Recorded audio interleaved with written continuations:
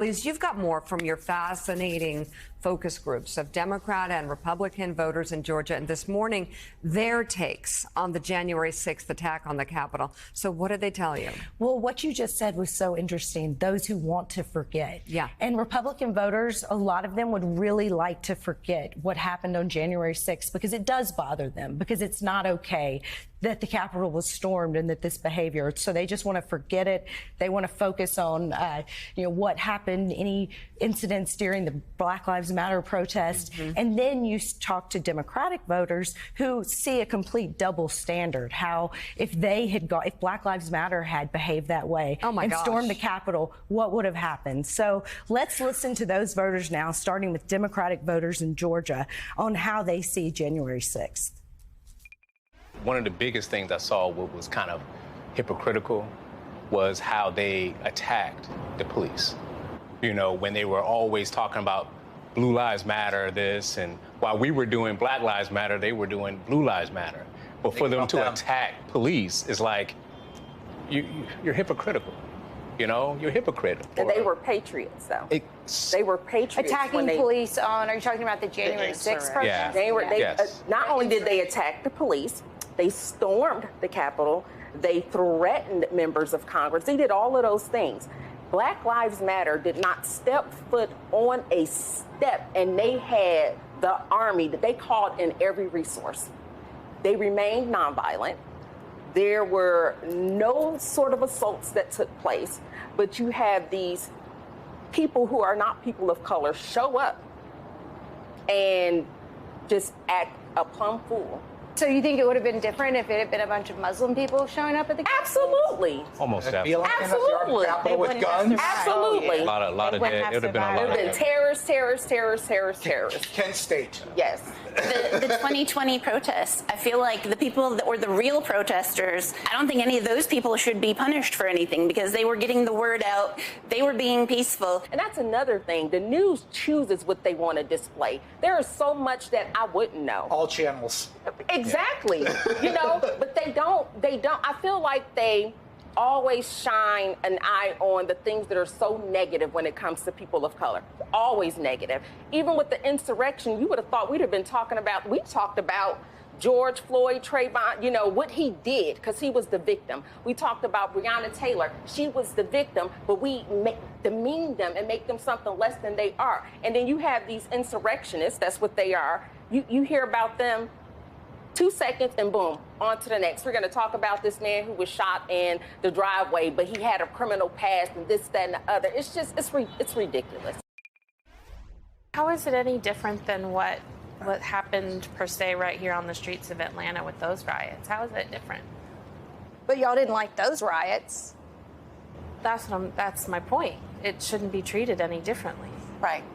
The people that participated should be held accountable. Yeah, should be held accountable for what they did. So many of those people that participated in the riots were not held accountable.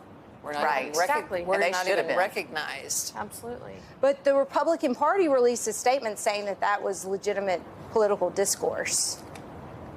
Does anyone think that was legitimate political discourse, January 6th? Sure, until they trespassed. But once they trespassed, what did they do? They walked up the stairway, they went into the rotunda, and they walked back out. So now they're in a gulag for 2 years in prison. Yeah, They poo-pooed and beat in the hallways and smeared it all over the walls. Out of 5,000 people that entered the building, or 2,000 or whatever, there were only 100 bad actors. The rest of the people were largely respectful from what I've seen, from what I've read. And do you not think they were being serious, the mob, when they were yelling, "Hang Mike Pence"? That was a scary day, I thought. I was freaked out. And for people who were at the Capitol, it sounded horrifying, and someone had to clean up the mess. There was a lot of bad stuff that happened that day, I agree, but I believe that the portion of people that were troublemakers is very small.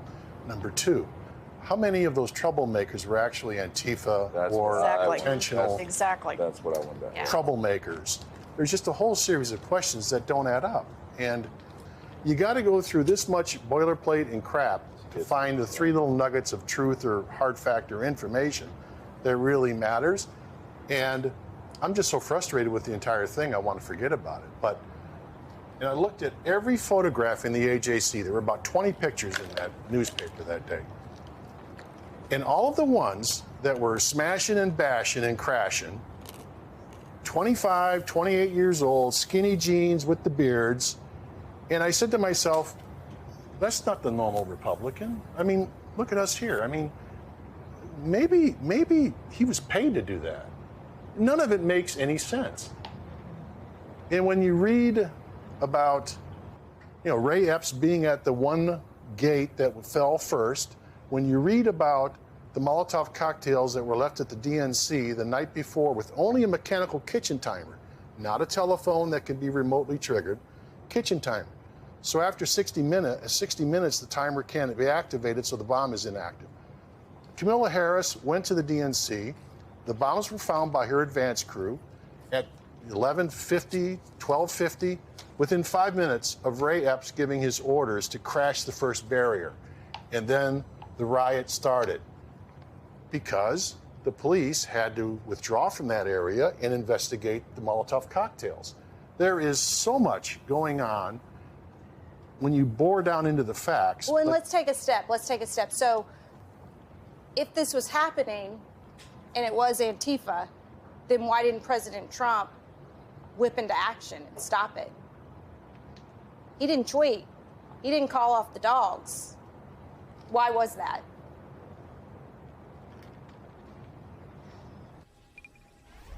Yeah. So, Elise, there are a lot of people that are watching this and saying, how could these educated people come to the conclusions that they come to that go against I'll just say that go against logic. Like, for instance, Antifa. No, it wasn't Antifa. You have Republican members. You have Kevin McCarthy screaming in the phone to Donald Trump while it's going down.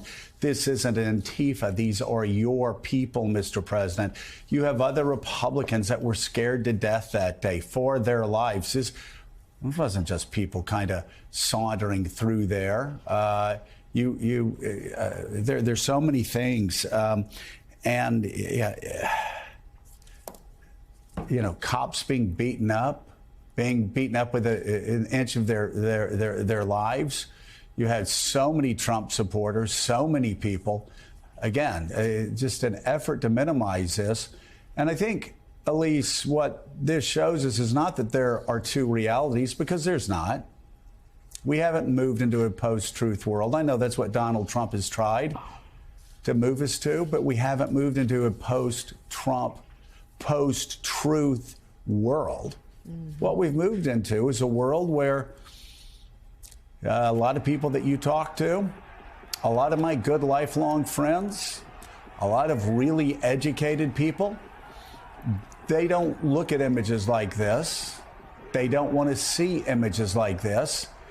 They live in their own bubble, and they look at their own conspiracy websites, whether it's a Chinese religious cult, the Epoch Times, that spreads disinformation to try to attract followers to their website, their Chinese religious cult, or whether it's some of these other conspiracy websites, QAnon stories. It's just two different realities. And, it's so interesting. He said, well, it just doesn't make sense. The gentleman said, well, it just does. That's what my friends and family members say. When you confront them with just basic facts, basic truth, they well, I don't know.